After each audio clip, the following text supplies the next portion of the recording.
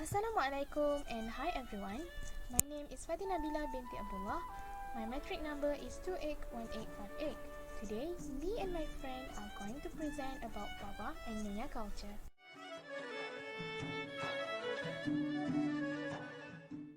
Malaysia is a country full of different races and culture. The Malay, Chinese, and Indian community are among the largest races in Malaysia. All the races are practice their own culture with peace and harmony. Staying under one roof in Malaysia, people start sharing and featuring the uniqueness of one another. In fact, this value has been long cultivated since centuries ago in Malacca. They are not purely Malay, Chinese, nor Indian. They are known as Peranakan. The term Peranakan generally refers to people of mixed Chinese and Malay or Indonesian heritage. They are commonly referring to themselves as Baba, Nyonya.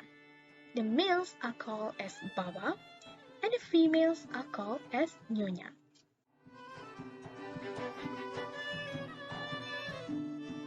The origins of Peranakan can be traced back to centuries ago, when the Chinese emigrated from China to British Strait settlement of Malacca, Singapore, Penang, also Java of Indonesia.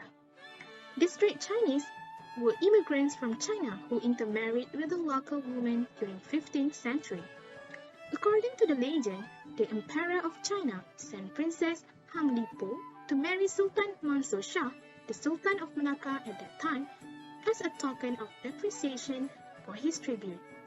500 sons of ministers and servants who accompanied the princess then initially settled here and sought families with the locals in the Malay archipelago.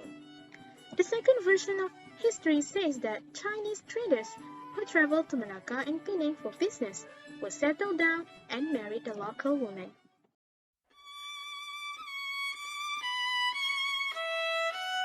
The language of Peranakan has its roots in their history, which is said to be over 500 years old.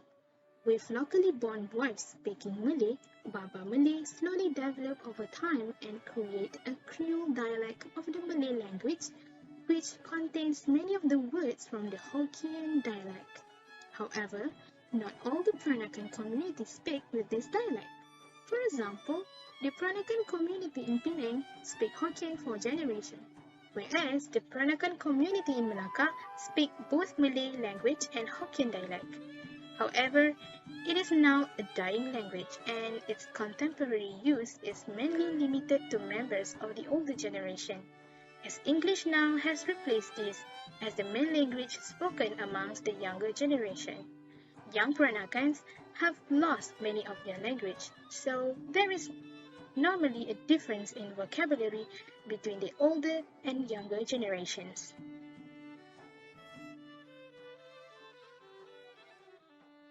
Most Peranakan are not Muslim and have retained the Chinese traditions of ancestor worship of China, such as Taoism, Confucianism, and Chinese Buddhism.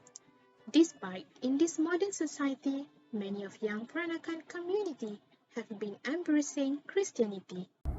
Hi, my name is Teoh Ke Min and my metric number is 281218. Today, I would like to share about Baba Nyonya culture regarding cuisine, restaurant, costume, and museum. The hybrid cuisines of Malaysia's Baba Nyonya is probably one of Southeast Asia's finest. Baba Nyonya cuisine is the result of combining Chinese wok cooking style with Malay ingredients and spices. As most of the Baba Nyonya at the time were rooted in the port towns of Malacca and Penang, the cooking soon evolved to include Indian and Middle Eastern spices. Baba Nyonya dishes at once taste sweet, sour, spicy, and salty, while desserts consist of colorful cakes and various sticky delicacies. Now, if you are the mindset that Nyonya cooking is a uniform, standardized cuisine, know that like culture, the cuisine varies from town to town. In Malaysia, the Nyonya food that you get in Penang will easily be different from the Nyonya food that you get in Malacca. While the dishes of Malacca show Indonesian influence and use more coconut milk, Those of Penang see more Thai characteristics like the usage of sour ingredients. Want to experience Baba Nyonya cuisines? These dishes should provide a good introduction. First, asam laksa or Nyonya laksa. Sweet, sour, and spicy. Asam laksa is arguably Penang's most famous dish. A bowl of asam laksa comes with white rice noodles steeped with yin and asam, also known as tamarind flavored soup. Its toppings include generous amounts of shellfish, sliced pineapples, cucumber, onions, red chilies, lettuce, mint leaves, and $1 of thick prawn paste. This cuisine is so delicious with seafood-rich and creamy coconut milk curry-like gravy with a lingering spice kick. Enjoy together with noodles and the rest of the fresh ingredients. But in Malacca, it is more coconut milk based, while in Penang it is more sour. Second, Kapitan Chicken Curry. Kapitan Chicken Curry is a richer, drier, thicker version of the standard chicken curry, and is immediately recognizable by its distinct Southeast Asian flavor from local spices and herbs such as galanga, cedar nuts, lemongrass, and kaffir lime leaf. Belanga is a popular local fermented shrimp paste and also added to give the dish more depth. Third, Inchi Kabin. Inchi Kabin is the Nyonya version of deep fried chicken. The main difference of Inchi Kabin compared to other fried chicken is that the chicken is usually twice fried, so they are extremely crispy. It requires the chicken pieces to be marinated with a number of spices that will tease your taste buds. This special fried chicken recipe goes well with nasi lemak or simply steamed white rice. Also, there is a special dipping sauce that goes with it, which is tangy, appetizing, and complements the crispy fried chicken perfectly. Fourth, Ang Ku Kueh. Ang Ku Kueh, also known as red tortoise cake, is one of Nyonya's traditional cakes.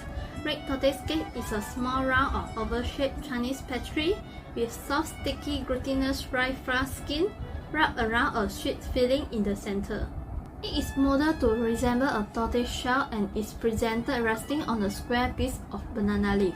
Shaped like tortoise shells because the Chinese traditionally believe that eating tortoise would bring longevity to those who are eating it and bring about good fortune and prosperity. Fifth, Kueh Lapis, also known as steamed layer cake, has springy texture and rich coconut aroma. A good steamed layer cake is whether or not it can be torn into layers and springy enough and not sticking to the teeth. It also often eaten during Chinese New Year to symbolize a ladder of continued prosperity. Here are some recommended restaurants that you can get Nyonya's food in Penang, Malacca. First, Wings Cafe. You can get Nyonya's food in Wings Cafe, which is located in Penang. This place has a wide variety of authentic Nyonya food on its menu. Some recommended items for the menu are otak-otak, salted fish bone curry, inchi kabin, gula Melaka sago, and homemade lemonade. Second, Restaurant Auntie Lee. In Malacca, I recommend you to visit Restaurant Auntie Lee to get Nyonya's food. It may not be the prettiest place to dine, nor is it the most outstanding. The entrance is a balance between purple and white, which makes it really striking from afar. If you miss this, then you better well be on the way to a doctor. Anyway, the interior of this place truly brings you back in time, perhaps similar to when you were at your grandma's house. Apart from that, even the cooking is quite traditional as everything is served as it is. No added presentation, just love and passion for foods. Lots of flavor, affordable, and definitely a great place for a family dinner. Baba Nyonya costumes. Nyonya ladies were more inclined toward Malay dressing styles. Their basic attire was a sarong which was often matched with various bras tied as a two-piece ensemble. Baju panjang or long dress was adapted from traditional Malay clothing baju kurung. Baju panjang is a batik sarong worn with 3 brooches as additional accessory and binded slippers known as kasut manik. Baju panjang was originated from the Javanese people. This dress combined the Chinese cheongsams collar to the Japanese dress and is made of cotton with intricate embroidered patterns and vibrant colors. This has also become a traditional dress for the local Malay ladies and always seen at dinner or formal functions. Baju panjang usually hand-stitched, but sometimes made with the help of the sewing machines.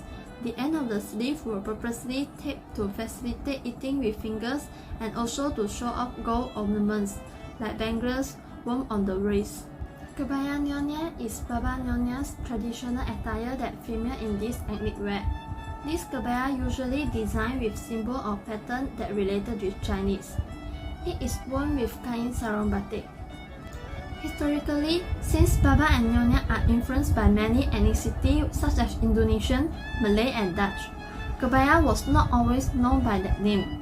In fact, the kebaya stock was called long blouse due to its length which later was shortened, hence the change of their name. To add more glamour and beauty, they also wore beaded shoes and carry a beaded purse.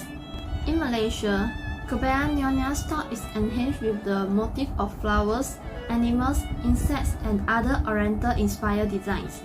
The fabric of Kebaya Nyonya is traded from violet and rubia, and the process of sewing of it requires the art of embroidery. Although nowadays, people wear it casually with jeans or skirt, the batik sarong is still donned by these women, especially during special celebration or formal occasions. Loctron or Mandarin jacket is full attire that Baba wear as their traditional attire. It is a long-sleeve silk jacket and comfortable loose-fitting trousers. Usually, they wear it when formal gathering, like Chinese New Year or wedding days. Now, I would like to introduce you to visit these two Baba Nyonya's museum in Malacca and Penang.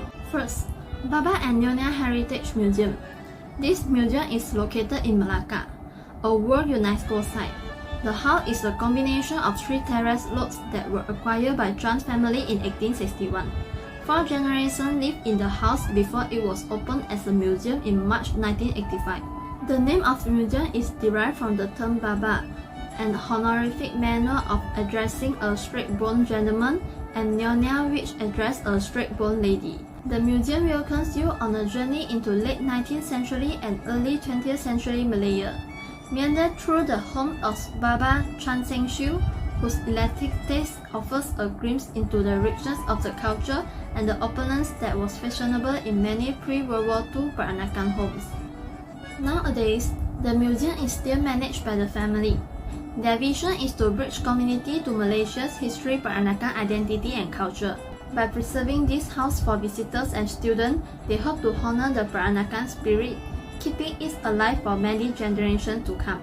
If you want to know more about this museum, you may visit this website. Secondly, I would like to introduce you to visit Penang Peranakan Mansion in Georgetown, Penang. At the Penang Peranakan Mansion, the typical home of a rich Baba of a century ago is recreated to offer a glimpse of their opulent lifestyle and of their many customs and traditions. With over 1,000 pieces of antique and collectible of the era on display, this Baba Nyonya Museum is also housed in one of Penang's heritage mansions of eclectic design and architecture.